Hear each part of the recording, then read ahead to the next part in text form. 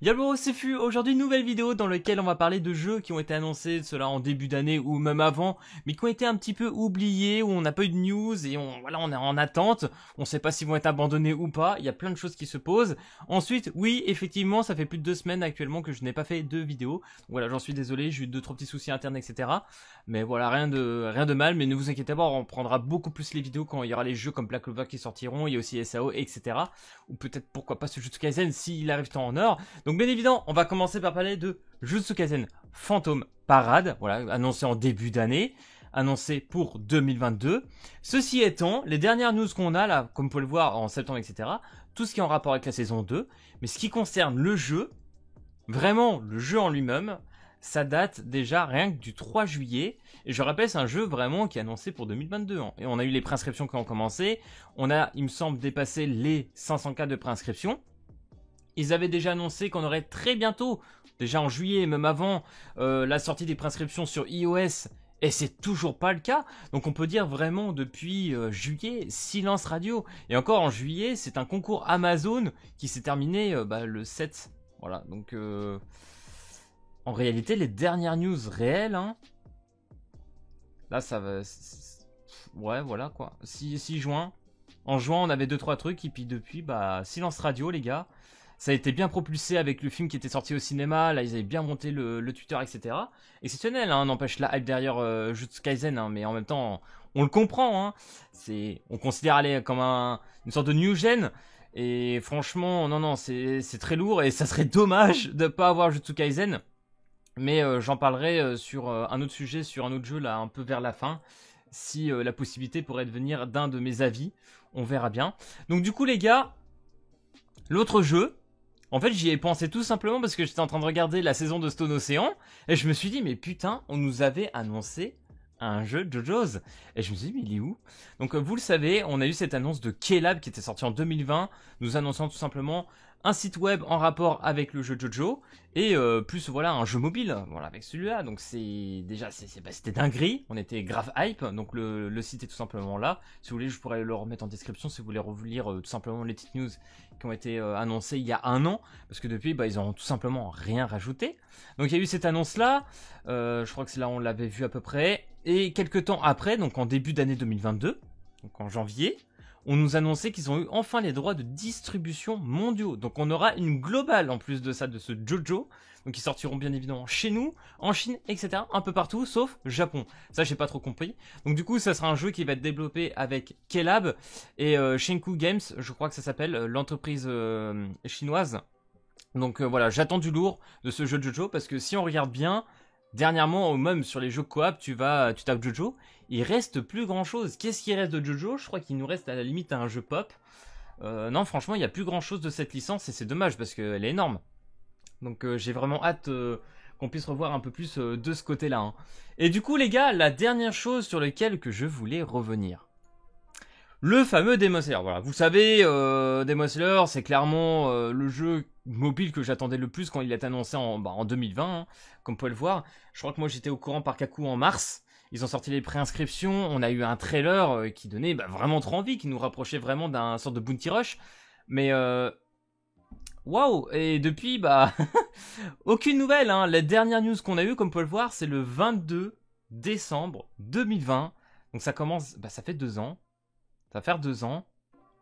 Et j'ai ma petite idée sur le fait que ça pourrait prendre aussi longtemps. Je pense comme beaucoup qu'ils soient pas spécialement oubliés, mais abandonnés peut-être, ou ils ont parti sur autre chose, ou ça convenait pas, je ne sais pas trop. C'est vrai qu'on a eu, je crois, en début 2021, une personne soi-disant dev du jeu. On peut pas le confirmer ni le savoir, mais bon, tout est bon à prendre quand t'as aucune nouvelle, hein, faut être honnête. Et du coup, il nous disait qu'il y avait un gros problème apparemment sur tout ce qui était du sang, etc. La censure et tout, c'était compliqué, donc il fallait refaire un peu tout cet aspect-là. Donc ça demande quand même de refaire pas mal au niveau du jeu. Donc je ne sais pas si c'est ça, mais si c'est le cas, c'est un peu chier déjà de base, et puis bon, tant pis. Donc apparemment... Ils vont faire ça pour plutôt amélioration, est-ce qu'ils le disent là? Devrait être livré en 2020, nous avons décidé de le reporter de livraison prévue afin d'améliorer encore la qualité. Nous excusons sincèrement pour la gêne occasionnée à tous ceux qui attendent le début de distribution. Donc voilà. Donc du coup les gars, faut savoir aussi, selon mon avis, je vais vous donner mon point de vue quand même, qui je pense, il pourrait arriver sûrement en 2023. Pourquoi? Parce qu'en vrai, en 2020, on avait la saison 1. que la saison 1. Et quand tu regardes sur le jeu tous les personnages qui sont annoncés, c'est les démons inférieurs, Nezuko, Tanjiro, Gyu, etc., Shinobu qu'on voit dans la S1, etc. Enfin bref, voilà, quelques démons, mais en soi, qu'est-ce que tu veux sortir en termes de personnages après? C'est-à-dire que t'as le roster de base, mais après, pour sortir d'autres persos, c'est hardcore. Tu vois d'autres piliers après, il y a un moment dans la saison 1, on commence à voir tous les autres, hein, Rengoku, tu vois Guillaume, tu vois Sanemi, enfin Moishiro, etc. Et le problème, c'est que c'est des personnages qui sont pas encore avancés dans le sens où on connaît pas leurs techniques. Tu connais pas les techniques de Sanemi, ni de Moishiro, ni de Guillaume, tu vois ce que je veux dire. Donc du coup, ils peuvent pas te sortir des piliers comme ça et te dire voilà les gars, nouveau portail, Guillaume, etc. Tu te ferais tout simplement spoil l'œuvre et ça serait pas ouf. Et du coup, fin 2020, on a eu bien évidemment le film du train, etc. avec Akaza, Rengoku, on a eu Enmu, etc. Donc du coup là déjà ça te rajoute quelques persos, quelques formes, etc. Bon, à la limite ok. Donc là déjà fin 2020 ça commence sympa, sachant que nous le film n'est sorti que en 2021. Et en 2021 si je ne m'abuse en octobre on a eu que la saison 2. Donc du coup on commençait à voir les nouveaux démons, Daki, Gyutaro, etc. Donc ça te rajoute encore un peu de palmarès avec Tengen Uzui bien évidemment. Et ça te rajoute quelques persos mais c'est pas encore vraiment incroyable si tu vois où je veux en venir. Donc du coup ce petit palette de personnages entre 2020 et fin 2021, donc début 2022, comment tu tiens quasiment en 2 ans de sortie de personnages avec juste ça comme roster? C'est pas possible. Avec tout ce qu'ils ont annoncé dès le début, enfin moi je vois pas comment c'est réalisable en vrai. Et du coup, si tu regardes bien le jeu console qui est sorti, c'est à peu près le roster qui pourrait sortir en fait. Donc ça, c'est compliqué. Et c'est pour ça que là, on nous a annoncé la saison 3 pour l'année prochaine. Je sais plus exactement si vous avez annoncé une date pour la saison 3. Mais là, en tout cas, on va avoir Mitsuri, on va avoir Moichiro, on va avoir un peu plus de choses. Donc du coup, je pense que avec cette saison 3, ou peut-être pendant ou après la saison 3, il serait vraiment possible que là, le jeu puisse arriver. Là, s'ils le sortent à ce moment-là, ça va être très intéressant parce que là vraiment il y aura du concret en termes de personnages et de contenu. Là ils pourront vraiment faire quelque chose. Je pense que vraiment l'avoir annoncé en 2020 n'était peut-être pas la meilleure des idées. Par contre effectivement derrière les préinscriptions ça abonde et on doit être en millions de préinscriptions actuellement sur Coop. Si vous vous souvenez bien en 2021 quand j'en avais fait une vidéo, c'était le jeu avec le plus de préinscriptions au monde sur le jeu mobile. Donc c'était abusé, c'était le top 1 et encore cette année je pense qu'il fait encore top 1 en termes de préinscription. La licence est folle, elle est hype, moi je kiffe bien évidemment, vous savez la collection que j'ai de Demon Slayer en plus donc je perds pas espoir et je me dis peut-être qu'avec la saison 3 etc et après, pourquoi pas, si c'est ce que je pense, pourquoi pas, franchement ça pourrait être faisable. Et s'ils améliorent encore graphique, la qualité etc derrière, ça serait tout bénef, ça serait tout bénef. Honnêtement, aujourd'hui, je ne vois pas un jeu, un non-jeu mobile en fait de Demon Slayer. Il en faut un, c'est obligé.